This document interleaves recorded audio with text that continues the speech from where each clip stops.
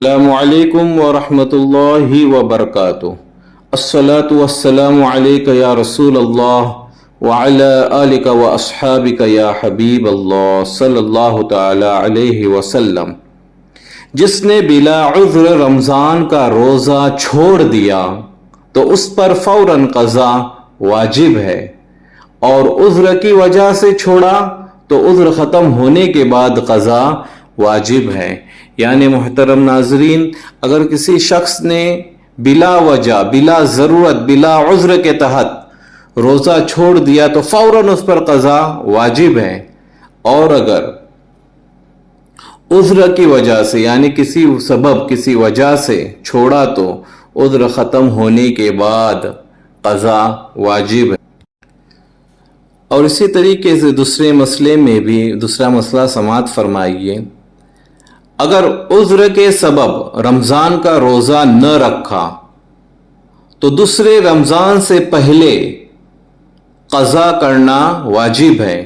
یعنی کسی کو اگر عذر کے وجہ سے روزہ نہیں رکھا تو دوسرا رمضان آنے سے پہلے اس کو اس کی قضا ادا کرنی چاہیے، اور جس نے عذر ختم ہونے کے باوجود دوسرا رمضان آنے تک اپنے روزوں کی قضا نہیں کی تو اس پر قضا کے ساتھ ہر روزے کے بدلے ایک مد اناج بطور فدیہ دینا واجب ہے۔ یعنی ایک مد یعنی 650 گرام اناج، 650 گرام اناج ایک روزے کے بدلے اس کو دینا واجب ہے۔ ایک تو روزے کے بدلے قضا بھی کرنا ہے اور ساتھ میں فدیہ بھی ادا کرنا ہے۔ اسی طرح جتنا سال بڑھتا جائے گا فدیے کی مقدار بھی بڑھتی جائیں گی۔ مثلا 2 سال گزر گئے تو ہر روزے کے بدلے 2 مد، اور 3 سال گزر گئے تو ہر روزے کے بدلے 3 مد واجب ہے۔ مد کا معنی ہوتا ہے یعنی ایک مد یعنی 650 گرام جو ہم اناج کھاتے ہیں وہ فدیہ ادا کرنا ضروری ہے۔ محترم ناظرین، بلا وجہ روزہ چھوڑنا نہیں چاہیے، گناہ بھی ہے۔ اور دیکھو، ہم اگر روزہ چھوڑتے ہیں تو اس کا فدیہ بھی نہیں ادا کرتے اور قضا تو ادا کرتے ہی نہیں۔ روزہ ترک نہیں کرنا چاہیے۔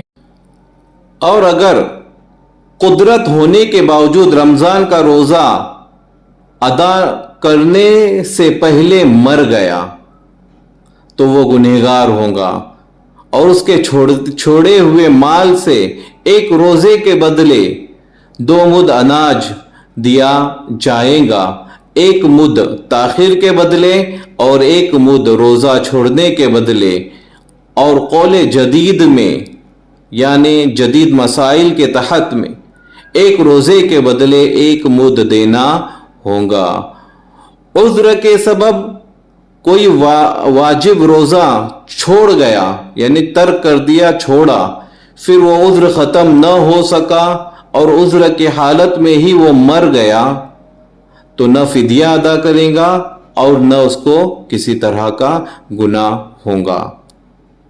اور اسی طریقے سے رمضان کے روزے کے قضا اور فدیہ کی 4 صورتیں ہیں۔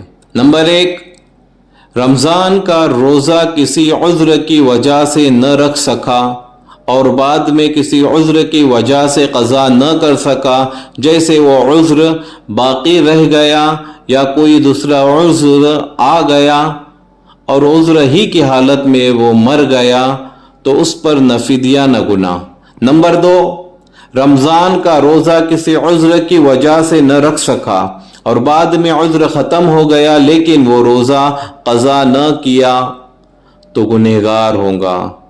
یعنی رمضان کا روزہ کسی عذر کی وجہ سے نہ رکھ سکا اور بعد میں عذر ختم ہو گیا لیکن وہ روزہ قضا نہیں کیا تو وہ گنہگار ہے، اور اس کے ترکہ میں سے یعنی اس کا جو مال ہے اس میں سے 1 روزے کے بدلے 1 مد دیا جائے گا۔ نمبر 3 اور نمبر 4، جو رمضان کا روزہ بلا عذر نہیں رکھا اور وہ مر گیا تو گنہگار ہوگا، اور اس کے ترکہ یعنی اس کی جو میراث ہے اس میں سے ہر ایک روزے کے بدلے ایک مد دیا جائے گا، خواہ بعد میں وہ اس کا قضا کا موقع ملا ہو یا نہ ملا ہو۔ محترم ناظرین، عذر کے تحت اگر کوئی روزہ چھوڑ دیتا ہے، ترک کر دیتا ہے، یعنی کسی وجہ سے، کسی بیماری کی وجہ سے، اور وہ عذر ختم ہو جائے اور اس کے بعد وہ شخص اگر اس کی قضا ادا نہیں کرتا جان بوجھ کر، تو وہ گنہگار ہے۔